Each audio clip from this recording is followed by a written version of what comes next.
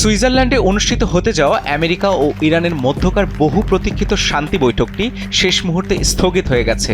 আমেরিকার vice president JD Vance হঠাৎ করে তার সফর বাতিল করায় থমকে গেছে এই উদ্যোগ। ফলে মধ্যপ্রাচ্যে স্থায়ী যুদ্ধবিরতির যে ক্ষীণ স্বপ্ন মানুষ দেখেছিল তা এখন গভীর অনিশ্চয়তার মুখে।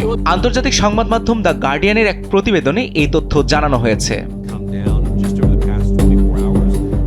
মাত্র কয়েকদিন আগেই আমেরিকা ও ইরানের মধ্যে একটি প্রাথমিক চুক্তি হয়েছিল।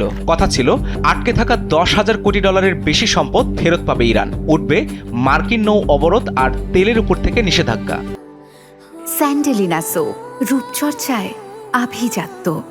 কিন্তু শর্ত আর হিসাব নিকাশের মার পেঁচে আটকে গেছে সবকিছু। নিজ দেশেই তীব্র সমালোচনা হচ্ছে ডোনাল্ড ট্রাম্পের। দাবি করা হচ্ছে তিনি শুধু যুদ্ধ থামাতে গিয়ে ইরানকে অনেক বেশি ছাড় দিয়ে ফেলেছেন, অথচ ট্রাম্পের মূল লক্ষ্যগুলোর একটিও পূরণ হয়নি। ইরানের সর্বোচ্চ নেতা মোস্তফা আলী খামেনি দাবি করেছেন ট্রাম্প হতাশা থেকে এই চুক্তিতে সই করেছেন। নেতাদের এই রাজনৈতিক অহংকার আর ক্ষমতার লড়াইয়ের মাঝখানে পড়ে পিষ্ট হচ্ছে নিরীহ মানুষ। গত ফেব্রুয়ারি থেকে শুরু হওয়া এই অর্থহীন যুদ্ধে ইতিমধ্যে প্রাণ হারিয়েছেন অন্তত 7,000 মানুষ।